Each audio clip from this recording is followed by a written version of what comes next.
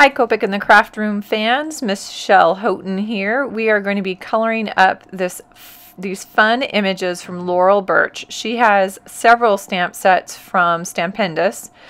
A lot of the sets come with a set of stencils as well. This one does. It's a thin plastic stencil that you can use for positive or negative. It's got both in there. It also comes or also has the option of die cuts, dies to cut these out. I stamped one of the unicorns and then stamped a second horse image and added the wings to make it a Pegasus. And I am completely inspired by her artwork. I am a huge fan of Laurel Burch, and so I wanted to imitate that rainbow kind of color, just bright and vivid colors. Of course, Copics just lend themselves to that. So I experimented a little along the top of my page to get some color combinations going, and we're going to speed up and show you how I did it. So I'm going to start with a blue-green 10 BG10, and then I shift right away into a BG02. Now notice I started right in the middle of the horse because I'm going to start with one of my lighter colors and work outward from that. For me, that was easier to kind of start with that center color. So I've got BG02 going, and I'm flicking slightly over that BG10. Sorry, those are blurry. The camera didn't have time to focus in. B24 is next, and that again is going to flick over onto the edge of the BG02. I want to have that overlap. Notice I didn't fill the whole thing with that light color, so I'm just laying the color in sections, but I'm overlapping where they hit so that that ink has a little bit of time to start feathering. B28 is next, and I'm trying to keep those borders not real even, so some of the legs get a little more. It's going to go down as kind of back rump. And then I've got a B66. This is a fun one to transition into because it has a little bit what feels like a violet in there, so it feels a little more purple to me, even though it's still a blue. And then I add one more little color on this last little hoof, and that's B63, so it lightens up on that very front leg. And now I'm going to work in reverse. So the first transition happened really easily, but now I'm going to go back up to the B24 and soften that edge between the B66 and the B24. So that's happening first, and then now I'm coming in with that BG02, and I'm softening that B24 edge. BG10 comes in and softens that edge against the BG02. And I'm going to go ahead and wet all the way up through that BG10 because now I'm starting the other end and I want to hit that wet. G40 is going to hit the top of that BG10 and come around the neck of the horse. And then we're coming down on the ears and from the nose up with a G43. So just getting a little darker with that green. And then coming around the nose and the tips of the ears with a G46. So kind of deepening, richening up that color, get some more saturated color in there. G43, backing off. Then I'm going to shift over onto all those little details, those fun little triangles and the wing and the mane. So I'm going to go with something that really kind of pops and looks different, and it's going to be Y21 for the base, and I'm going to go through all the triangles. So it takes a few minutes, but I'm just filling them in. I filled in the entire mane. I'm also going to hit that wing, and I'm also going to hit the tail. So all of these extra details, I've got this kind of rainbow effect going on the Pegasus himself. But all these other details, I felt like I'm going to keep it as simple as possible and kind of match those all together so it doesn't take away versus doing each piece a whole different color combination. So that was Y21. Then I come in with a Y35. I'm starting from in toward the horse or the Pegasus on the wing and the tail and flicking outward. And then the bottom edges of all those little triangles. So it takes a few seconds. What I like about this is these blend together so well. I'm really not going to have to do any blending here, which makes that easier. Y38 is next, right, tiny thin little line right along the bottom edge of the triangle. And I come up just right around the corner so that center on those triangles looks a little lighter. Now I'm running that Y38 along the lines, those bottom edges and the lines of the wings to kind of push those back a little. It's not looking realistic, not the intent. Base of the tail, and then I'm coming in and literally filling in kind of every third stripe on the mane just to break that up a little bit.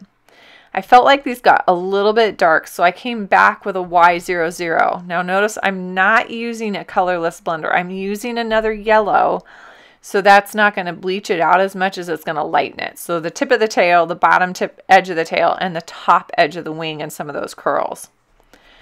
Shifting over to the unicorn, and I've got a whole different rainbow color combination. I'm going to start with an RV69. The RV6s are kind of my favorite RVs, so you do see those probably more than the other RVs.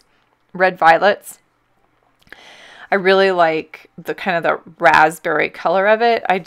It appeals to me. So RV69 it is, and then RV66 is next, and I'm working again kind of the same effect. I'm starting in the center of that animal and that unicorn and working my way out randomly. It just for me was easier to start with that central color and kind of work out in both directions. You definitely could start at one end, whether it's the tip of the feet or the nose, and work your way across, and that would work just fine. I had a fun time kind of picking these rainbows going out in two different directions just because I felt like it was easier for me to see those color transitions working from a center point outward. RV63 is next, and that's going down those legs. These, for the most part, blend together pretty well.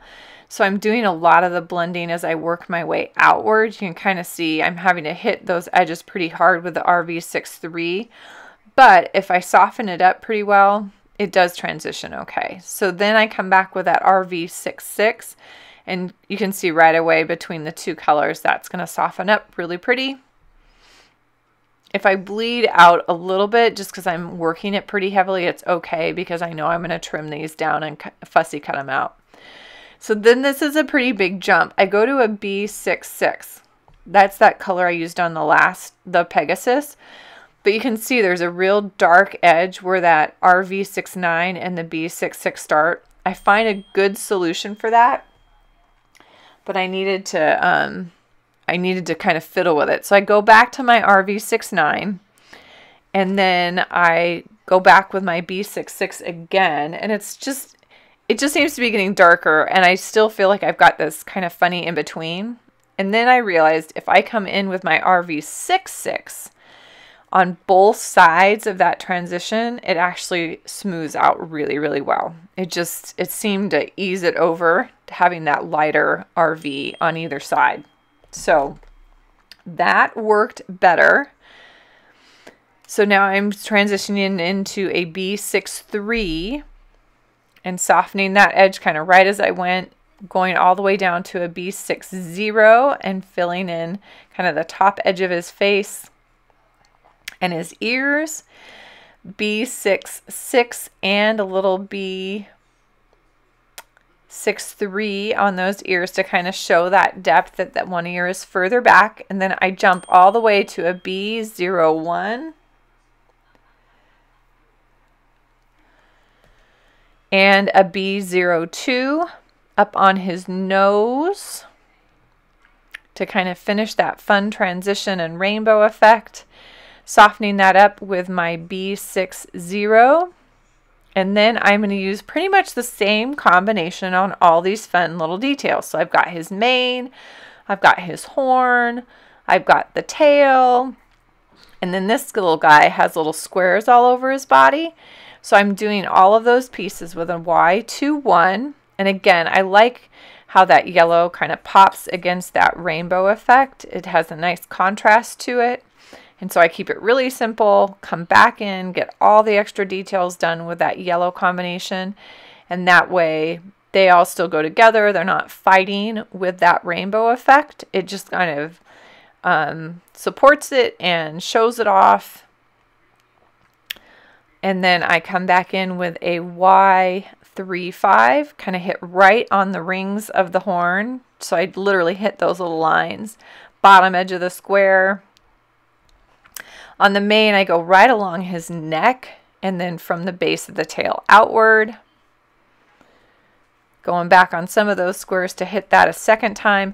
These squares, because I had to do a little bit of extra blending on this guy, some of them bled into the square, so I'm pushing it back out with the yellow, and it's pretty effective. Y38, kind of the front edge of the horn, and right in those little center squares on the mane, from the base of the tail out, and then really right along those bottom edges of those squares.